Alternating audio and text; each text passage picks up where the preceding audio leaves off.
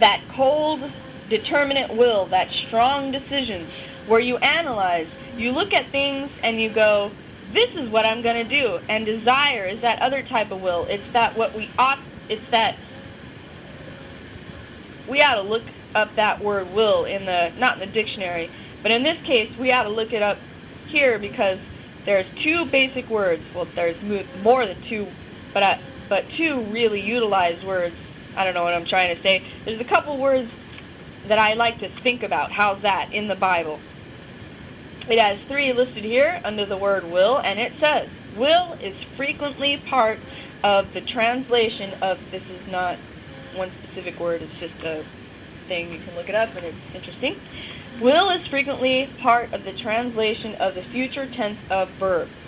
When it is the translation of a separate Greek word, it is one of these following. Θέλω, to will, to wish, to desire, implying the simple act of volition, to have a natural impulse or desire, without regard to the deliberation or consideration. Deliberation. Let's look that up. Deliberation, okay. Deliberation. Anybody? All right.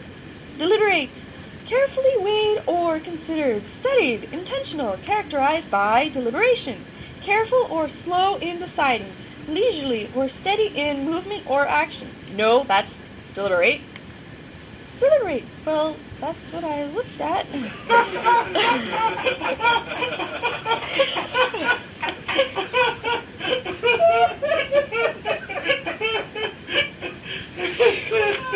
Well, see, there's two there. One is verb, one is, adjective.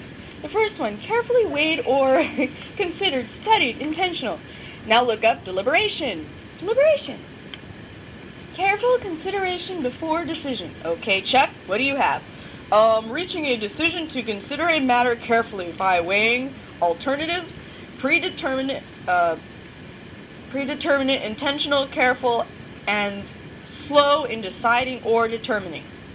Okay, so what was that one I repeated? Oh, yeah, you did repeat it. I didn't type that. Oops. You repeated deliberation. Careful consideration before decision.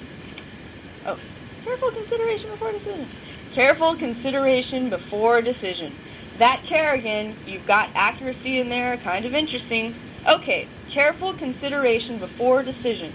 So this will, θέλω, is to have a natural impulse or desire without regard to the careful consideration before decision. See that? It's just what I wanted to do. I wanted to do it, so I did it.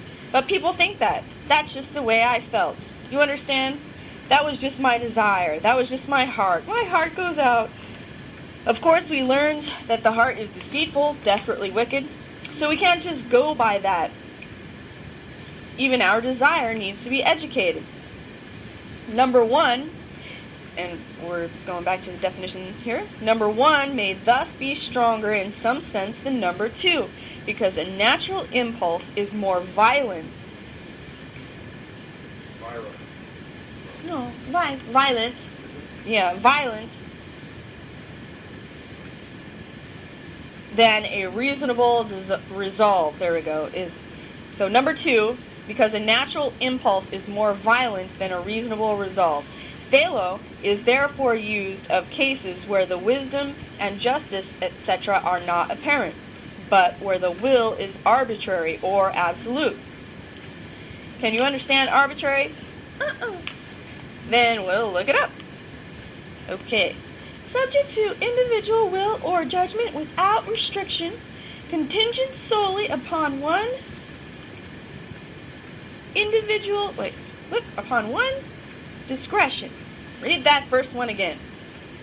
Subject to individual will or judgment without restriction, contingent solely upon one discretion. Chuck. Determining by whim or caprice, based on or subject to individual judgment or discretion. There you go.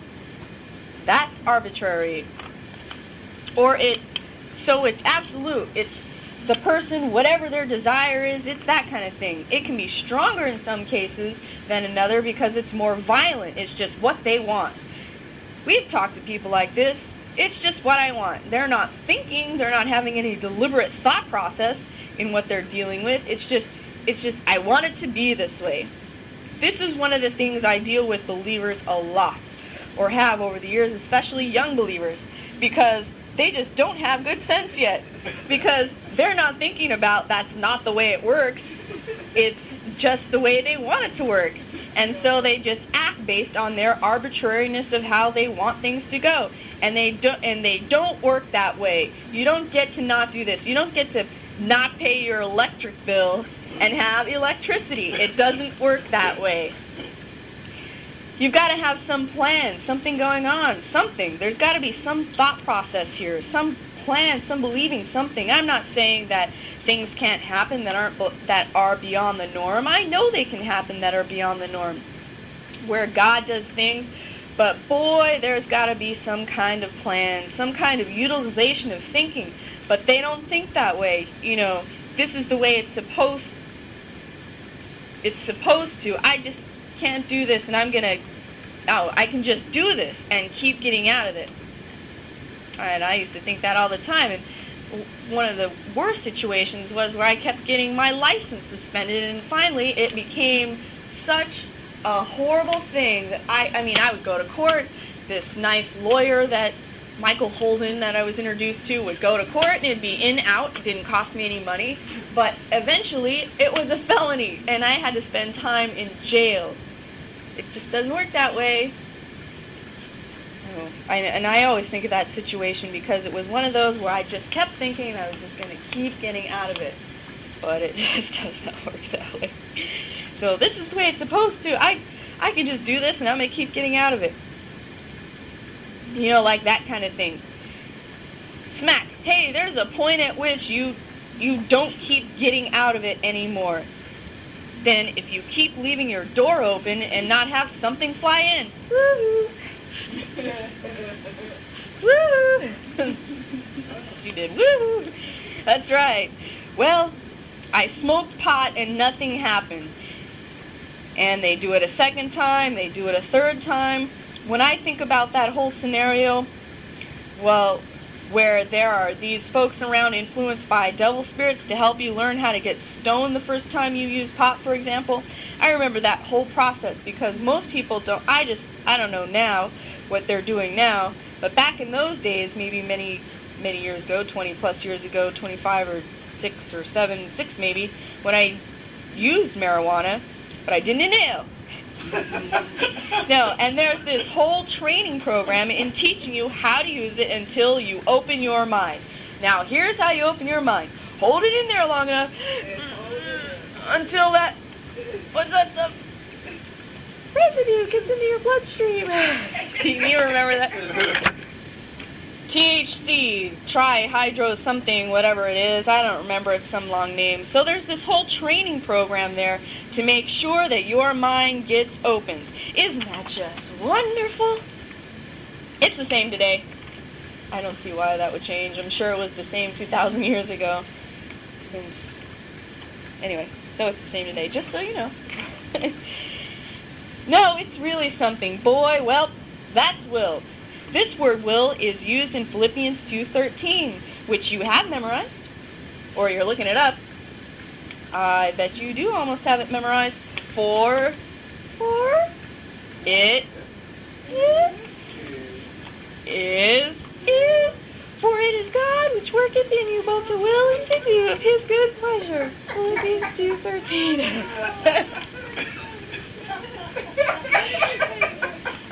Evelyn, you sound much better than that, I promise you. Both to will and to do of his good pleasure. See that one?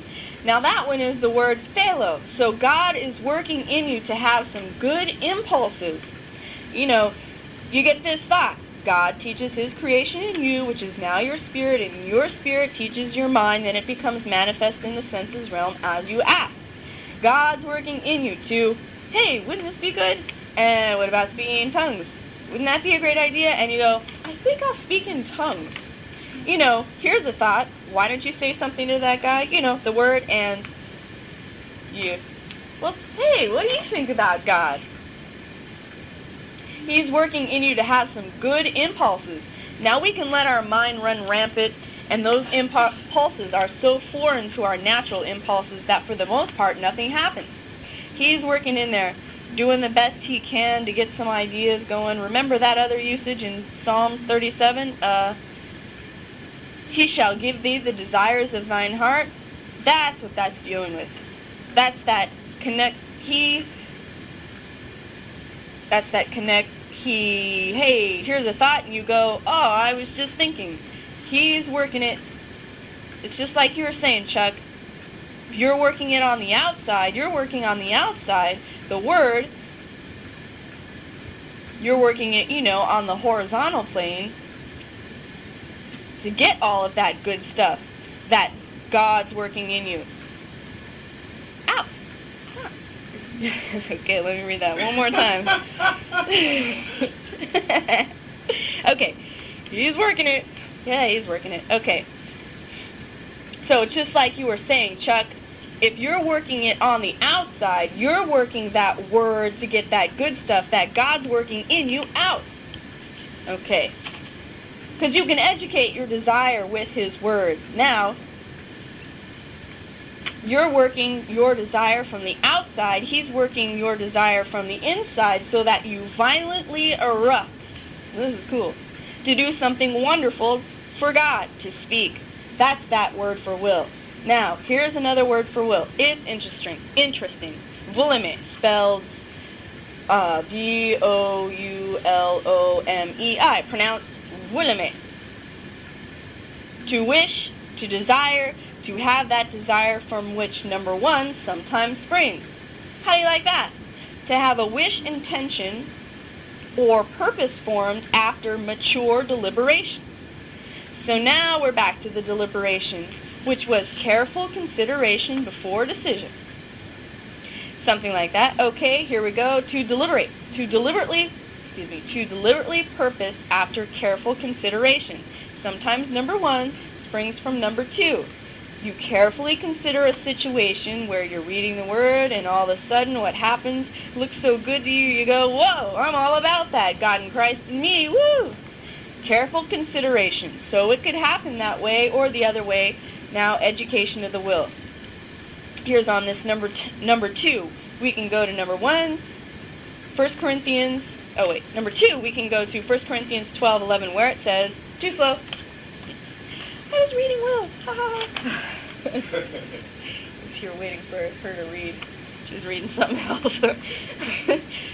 And Chuck says, but all these things working, that one and the self-same Spirit, dividing to every man severally as he will. As he will. That's the word for deliberate purpose after careful consideration. Here's where you think about speaking in tongues, you think about interpretation of tongues, you think about prophecy, you think about operating word of knowledge, word of wisdom, discerning of spirits. It's not just, hey, it's thought about. See, this is so beautiful. Who knows how much time it takes to handle some of these things? I believe you understand because we've handled so much of the thought and the mind in this. But this is tremendous understanding you get in the Word. Before you get in the Word, you don't have any random impulse to speak in tongues. No, you don't. Somewhere along the line, someone, I don't care what people say about it, and in the very first class I taught live, Joanne was there, and she talked about how, just something came over me. That's what they're taught, but that's not what happens. What happens is somewhere they hear it or they see it or some education somewhere, because otherwise you wouldn't even know what that was, what that something was that you could do. Because that's not something that you're naturally born with. Now, yes, God could work with a child, somehow work with them, but it's not that kind of thing. The rest of the manifestations either. Speaking in tongues is about the closest thing to being that kind of thing. But even so, it takes somewhere along the line, someone says something, teaches something, indicates something, shows something, something happens where this becomes something that because the Spirit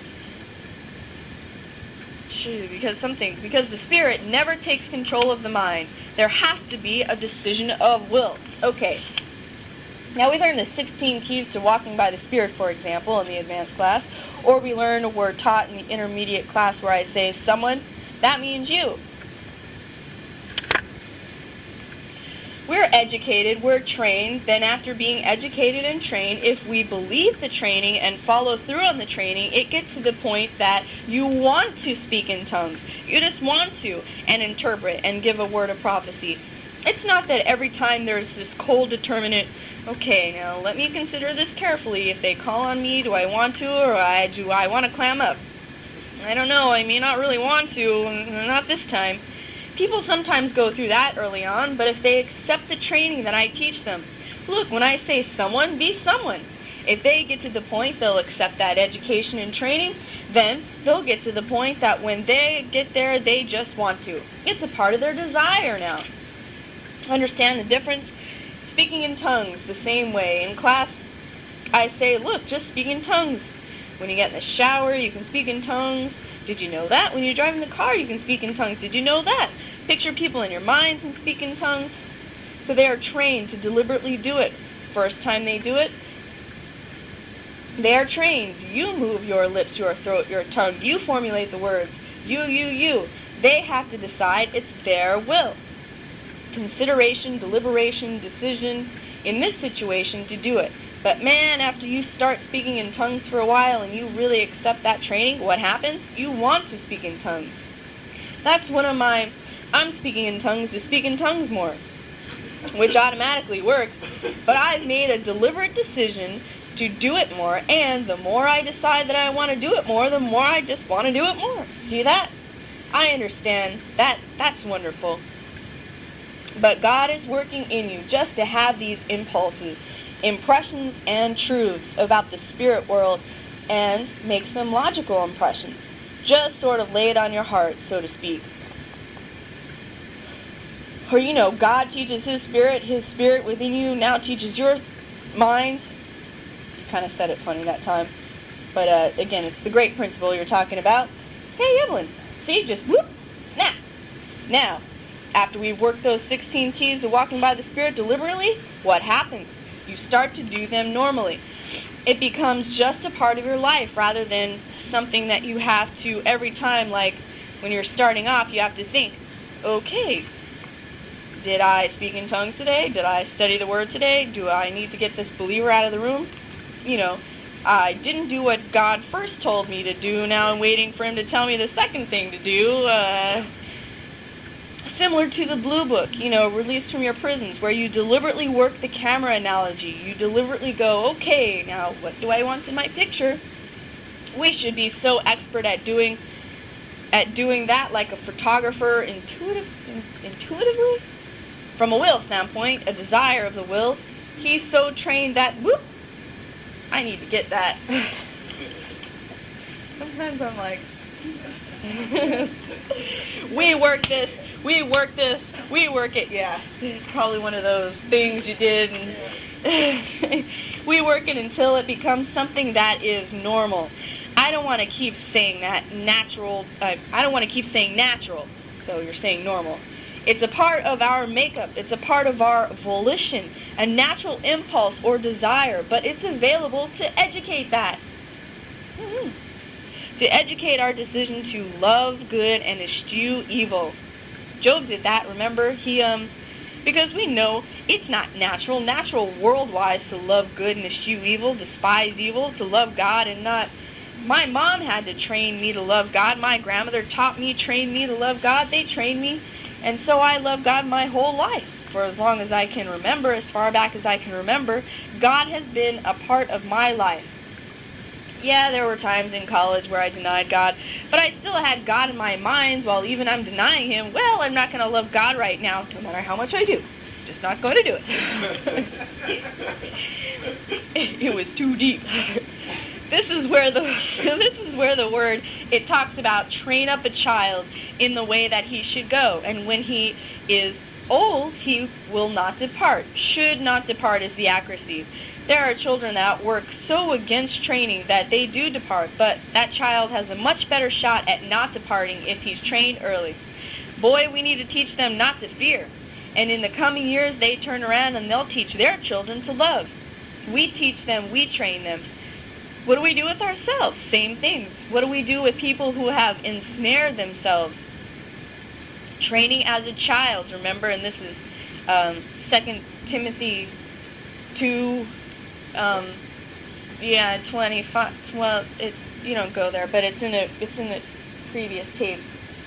25, 26, that whole section where it's talking about people that oppose themselves because they're, going against the word, basically. Oh yeah, here. Oh, how funny. Oh, how silly. Here we go. Training as a child, remember, but the servant of the Lord must not strive, but be gentle, apt to teach, patient, instructing as a child those that oppose themselves, and peradventure that they may recover themselves out of the snare of the devil, who are taken captive at him by his own will. What verse is that? 2 Timothy 2:25. Silly. Yeah, maybe it's 26, 2:26. Oh, it's both of them, 25 and 26. Okay, 26 is that they may recover themselves out of the snare of the devil, who are taken captive by him at his will. That will is volema, with active volition, wish, desire. That's from the arbitrary whimsy, taken captive by him. He doesn't even have to, it's just arbitrary whim. He just pulls the string at his whim, at the adversary's whim, whimsy, volition, desire, at the adversary's desire. Oh, that's so disgusting that we ever allowed ourselves to be there. But we can educate our will and desire. Man must educate his will and desires. Back to page 5. That he becomes the master, not the devil, but that he becomes the master in the tabernacle of his own being. Why is that so important? Because to serve God takes a decision of will. It takes a decision of will to make Jesus your Lord, and to keep him there takes a decision of will, even commitment of will, long-term commitment, to make this decision after decision after decision every time. But if we will train ourselves to serve God, at some point it becomes our desire, and then you get addicted to the ministry of the saints. And that was one of the early things that we learned with overcoming addiction, is that you got to replace going after that addiction with going after the word until you're addicted with the word. And that there's so much on this, but I will move on. Hey, you were trained how to be addicted to drugs. Some of our training was more extensive than others. Some of us really had great training. I did a lot of research. Yeah, parts for research. Right. We can use that pot example. Yeah, someone can take something for the first time, but someone taught them that much. Many people without any stimuli search out some drugs to get stoned. I mean, someone said, hey, you want some of this? And I think only once in my life I met someone where it was through music.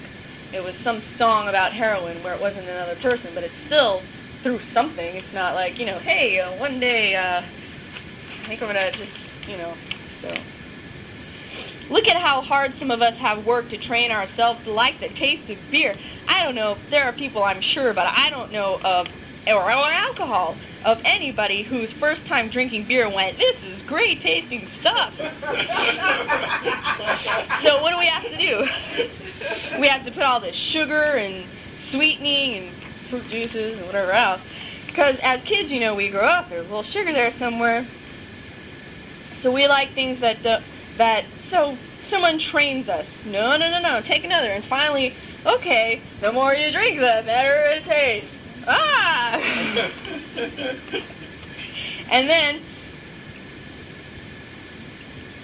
then when you're sober, you wake up, Somebody trained us to do these stupid, dumb things, right? They trained us. They not only trained our will to decide. That was because you end up in bed with someone. Oh, either way, I can understand it. I mean, lots of things. You don't know where you are. You feel sick. I mean, your hair is blue. Anything. Okay. Cut it all off. Right. Oh.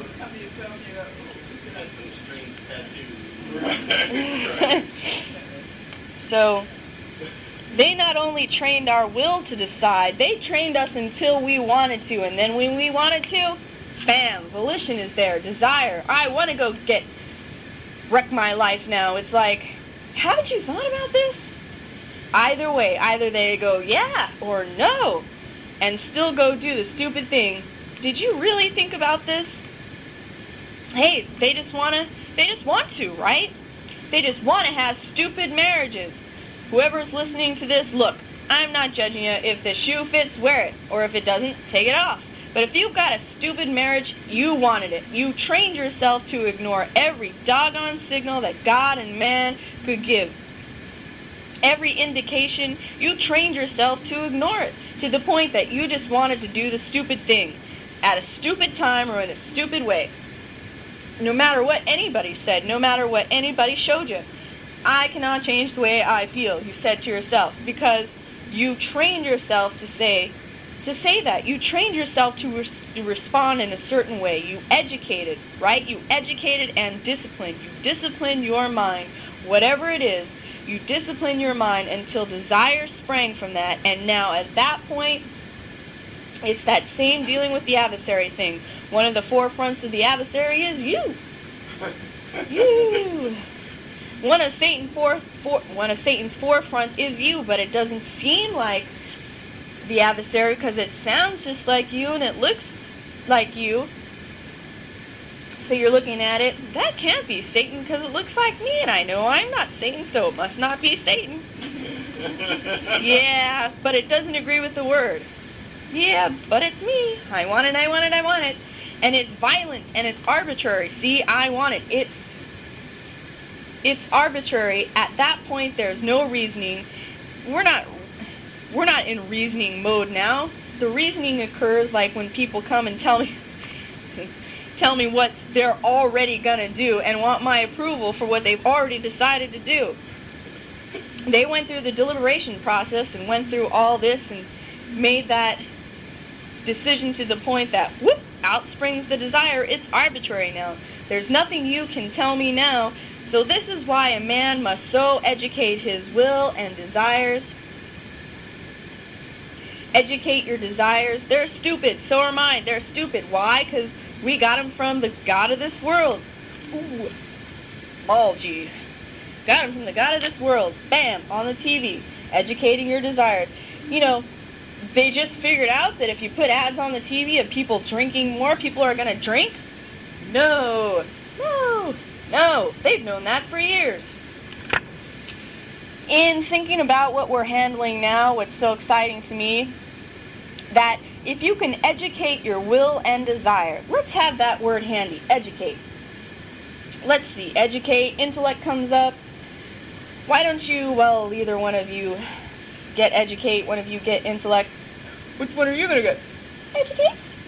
Where's, it's in the eyes, I-N-T-E. So we've got intellect, we've got educate coming up. Let me get discipline. Okay, educate. What's that again? Educate, to develop the faculties and powers of a person by teaching, instruction, or schooling. Read that again one more time with meaning. To develop the faculties and powers of a person by teaching, instruction, or schooling.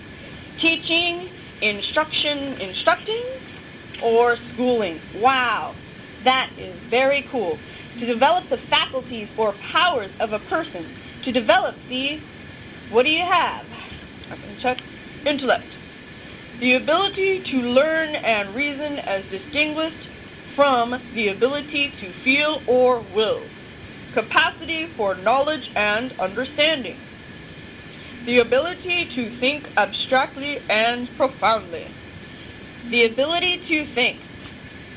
Stop right there. Read that again. The ability, and then I think that's all it says. So, we just handled educate. Oh, yeah. Pause it. So we just handled educate. I just got a phone call. It's my birthday from Vince. Anyway, we handled educate. We handled, what else? Intellect. Read that again. Okay, here we go. The ability to learn or reason as distinguished from the ability to feel or will. The ability to learn or reason. See, now we're dealing with that dilemma. The deliberate consideration, reasoning, thinking as distinguished from just the woohoo, just the desire, whatever pops up. That kind of thing and then, that kind of thing. And then educate. We can educate either one. Educate our desires or will, which most people don't believe or think about. They don't understand. And we can educate our reason. We can really educate both. I'm not sure if the statement educating your desire by educating your reason is accurate all the way. Can be, because desire can sometimes spring from deliberate decision, but you can educate your desires to want certain things, to like certain things. Well, we know that, right? You can take a little bit of this, here, try it with that. People are educated to like oysters or to like clam or mussels or something else. It's an acquired thing. There you go. That's exactly it. It's an acquired taste. Someone educated you to like it. Now, discipline is training that is expected to produce a specific character or pattern of behavior, especially that which is expected to produce moral or mental improvements. Controlled behavior resulting from such training. A systematic method to obtain obedience. That's military. A state or order based on submission to rules and authority. Punishment intended to correct or train. A set of rules or methods of those regulating the practice of the church or monastic order. A branch of knowledge or teaching. Disciplined, all that, it's from Old French. Bleh. That's really what you said. It's from Old French. Bleh. Latin, disciplina.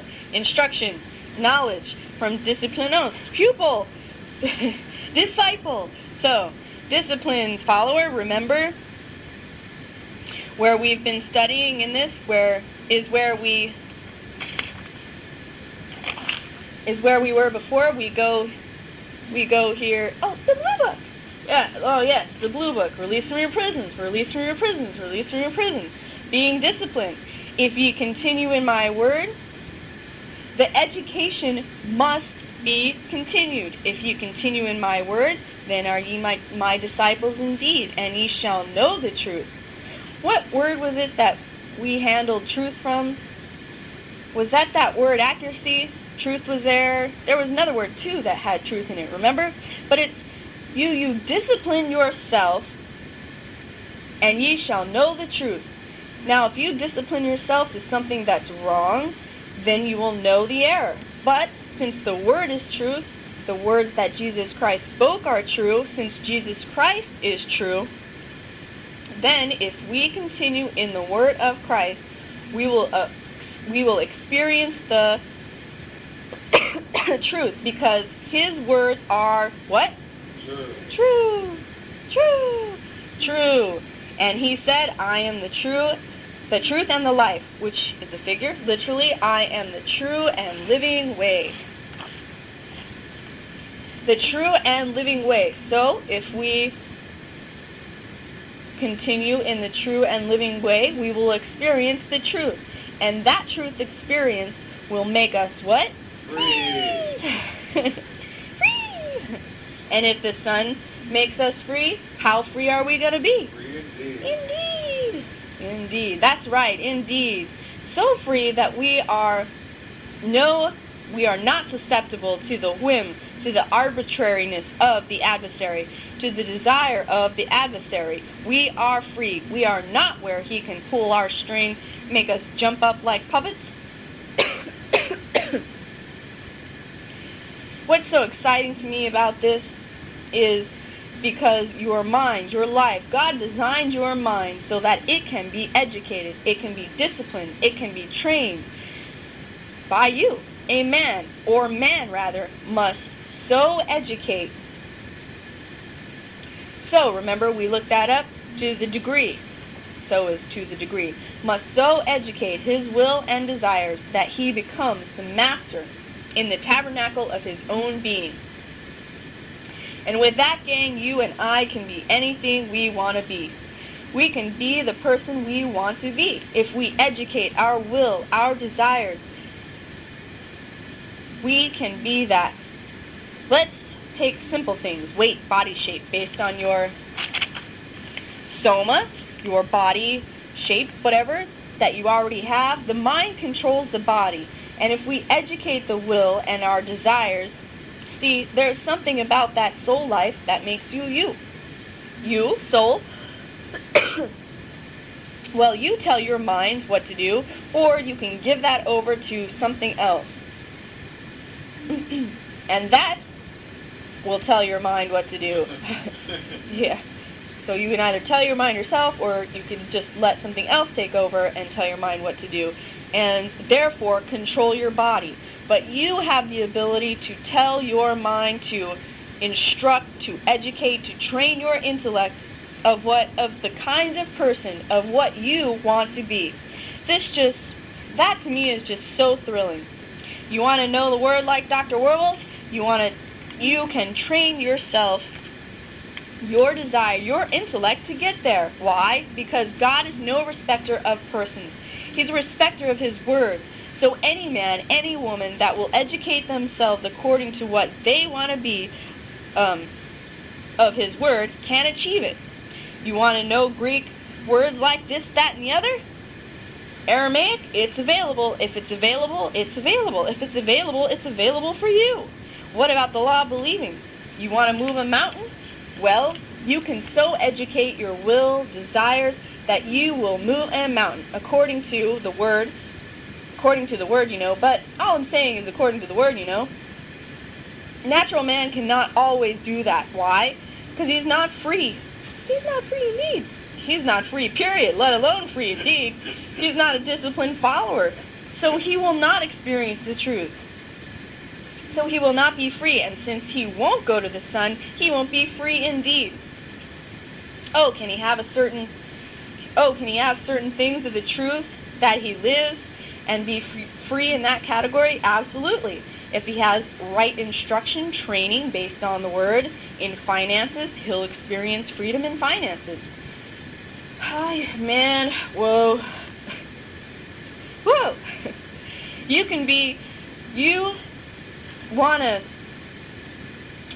want to be like the Apostle Paul? It just takes education and discipline. With that, it just takes education and discipline. With that discipline, you train yourself. With that discipline, you train yourself to have a certain response in certain situations. Every time there's someone who needs to be ministered to, you speak in tongues. You train yourself to do that over and over and over.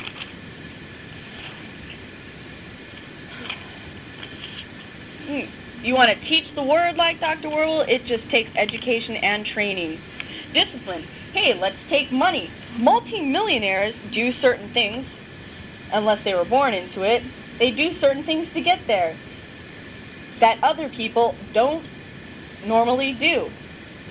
Doesn't that make sense? Yeah. They think certain things. Yeah, there's a mental pattern. I think somebody said something back there. People that are healthy do certain things that people that are unhealthy don't do. People that are fit do certain things that people who are unfit don't do. Can genetics play a part? Absolutely. Someone has a high metabolism, they may be thin, but are they fit? Now that's a thought. He must educate, back to the book.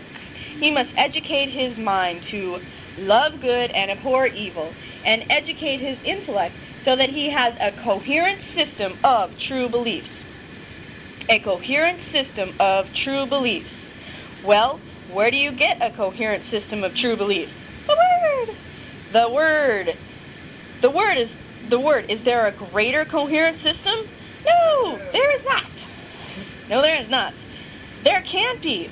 The problem is not with the word. The problem is education. Educating and disciplining our minds to the coherent beliefs expressed, exemplified, exposed, revealed in God's word. And man, can we be the person we want to be? Put on another page, which is page 8, sketch on the canvas of your mind the sort of man you ought to be. Well, why would you ought to be that man? Because you've educated your desire to be that. And in a given time, you will become that man. Thank you. Yay! I'm sorry, yet. Okay. So that was just wonderful. a lot of words. Yeah. Tell us some specifics. Give us some things that really get you. I know you did some of that, but what did you do? Play the tape over and over? I mean, playing it in the house? Yeah. Oh yeah, well, like I said, for the past couple of years, but this is one of my favorite ones. Because when you are in that situation, addiction situation, you don't necessarily like yourself. Especially if you have, any love for God, God's people, you're just not very happy in that situation. And this tape really it gave me that I can get out of this and I can be, so I don't know why this one, because they're all great, but this one in particular it really outlines the outs of the situation. It's that simple. I mean, working with yourself is not that simple. It takes a lot. And something that you said to me once was, well, we've heard it. First thing you got to conquer is your doggone self. Well, and just learning, more about the educate and discipline and that kind of thing, and just really just kind of bringing it to the point of clarity where it can be possible for me. And one of the the very, very, very first things that I had to do was, well, aside from, and they got this right with the AA, you got to realize you got a problem, and then you got to believe that God can deliver you from that problem. But aside from that, that's pretty much like one first step right there. But aside from that, you've really got to get a clear picture of your freed self, and that was the first thing that you shared with me. I had to get a clear picture of my freed self, and in order to then, execute that, I had to figure out how to get that freed self, which, takes work. I'm definitely not there. I'm not perfect, but just having these tapes, the amount of growth that's happened over the past couple of years is tremendous.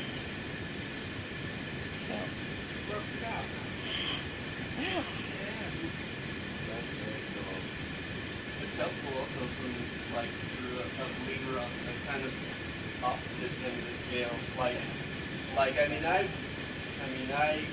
I'm not saying I'm perfect. I've done any number of drugs when I was young, lots of things, but I never had the obstacle to overcome from the addiction standpoint. Like, I never had an addictive personality, I should say.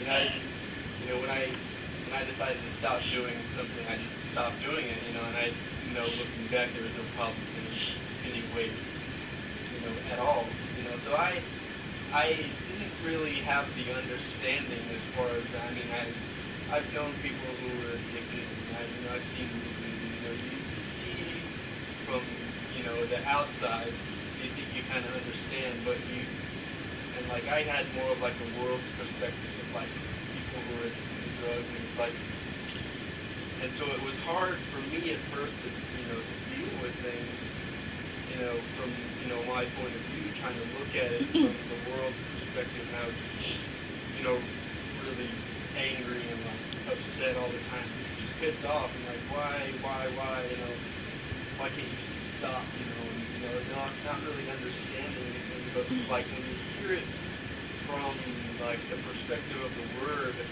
you hear about the possession, and you hear from the word standpoint, it's a lot easier to understand. I mean, just clarifies it a lot more in my mind personally, you know, being there. Like when she was going through it and she was at your house and I would come, you know, and you guys were doing the sessions every day, all day long, you know. I wasn't at all of those, you know, because I'm not living there and I'm, you know, working. But when I would come and like stay, you know, for part of the day and, you know, hear the sessions and, you know, and hearing the tapes afterwards, you know, she listens to the tapes, you know, a lot, and, you know, hearing it afterwards, it just helps to, you know, clarify, you know, in my mind personally, like I said, you know, how to, you know, to deal with it, you know, in my own mind, and also how to help, you know, her to deal with it. And I think that's good, you know, not even just for us as a couple, but for a believer, you know, who doesn't really know about that kind of thing, going out and talking to people who are in that situation, I think is, you know, these teachings